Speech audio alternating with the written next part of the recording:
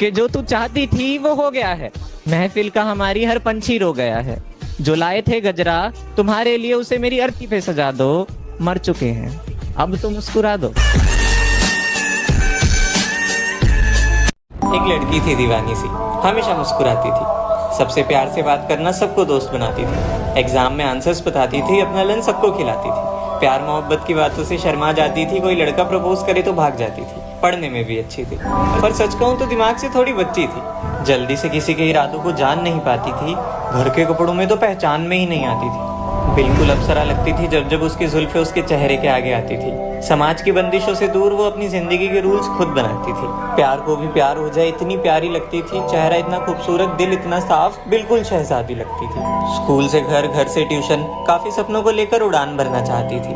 Middle class family से एक मिसाल बन इस दुनिया में कुछ करना चाहती थी। वो कहते हैं ना कि कितने भी सख्त बन जाओ ये नजरें किसी की नजरों में खो ही जाती है।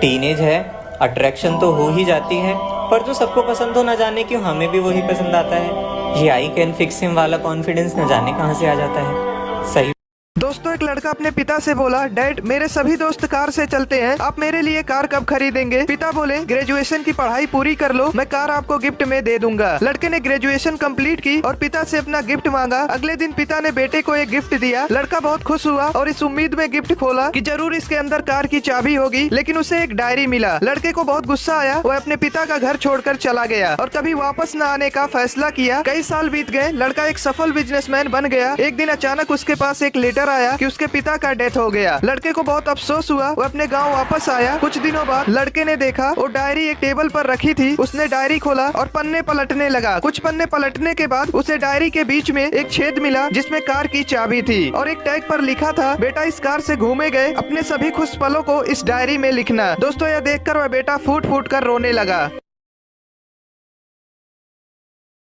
मेरे पापा के पास एक घड़ी थी जो उम्र में मुझसे भी बड़ी थी। चेन पर कभी सोने की पॉलिश रही होगी, फिर अंदर से लोहा झांकने लगा और उसका डायल वक्त के साथ वो भी धूल फांकने लगा।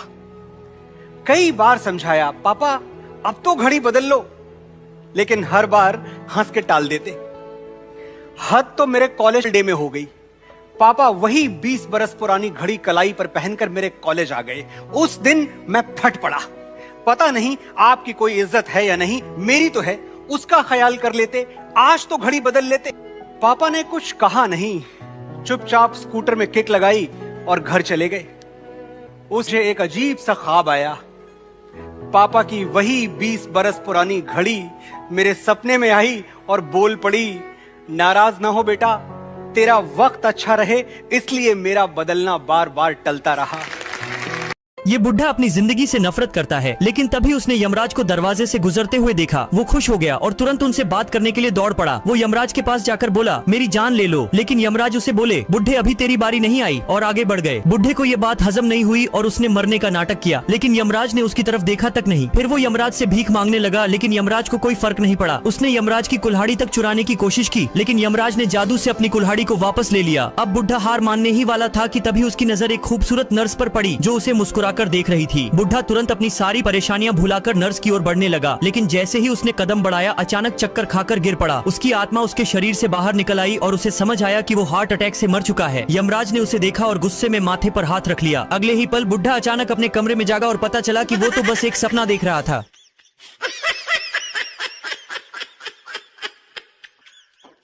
फरीबों के शहर में धोखे की बस एक वजह मिलती है। धोखा का शहर है, यहाँ मोहब्बत के बदले मिलती है। खूबसूरत सा सफर था जिसपे उनके रिश्ते की गाड़ी बड़े प्यार से चल रही थी। दोनों एक दूसरे के प्यार में पागल मानो किस्मत बदल रही थी। पर एक दिन लड़के के माता पिता ने इस रिश्ते को अपनाने से मना कर दिया और बस निकल पड़ा अपनी महबूबा के साथ उनकी सारी दौलत पे लात मारकर अपना आशियाना बसाने। दोनों खुशी खुशी रह रहे थे, पर वो नेवी में था, इसलिए उसे अपनी महबूबा से 3-3, 4-4 महीने दूर रहना पड़ता था। तभी मुस्कान की जिंदगी में आता एक साहिल नाम का लड़का जो उसके मोहल्ले में रहता था। अब साहिल मुस्कान की जिंदगी का एक हिस्सा बन गया था और जब जब सौरभ ड्यूटी पे जाता था तब तब उनके घर का हिस्सा भी बन गया था। पर इस बार जब वो घर आया तो कभी लौट के न जा सका। जब उनकी 6 साल की बच्ची से पूछा कि पापा कहाँ हैं, तो उसने बताया कि पापा ड्रम में। दोनों ने मिलकर सौरभ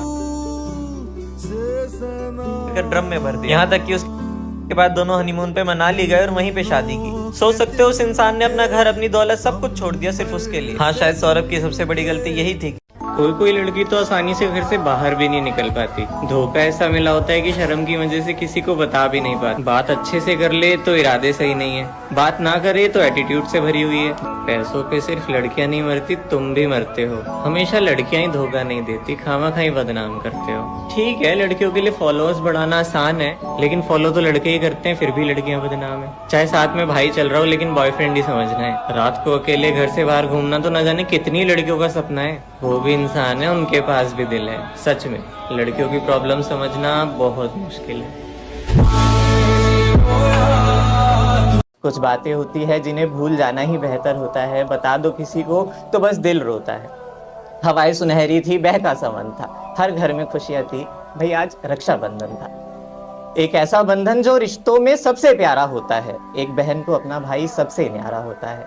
एक ऐसा रिश्ता जो सफेद चादर की तरह साफ होता है। जिसको बहन होती है वो लड़का बहुत खुशकिस्मत होता है। नया सूट, सुनहरे बाल, गालों पे लाली, सुबह के 11 बजे और ले आई पूजा की थाली। वीर कहकर उसकी आरती उतारी, अब आई तोहफा लेने की बारी। पर बदले में उसने कुछ मांगा ही नहीं।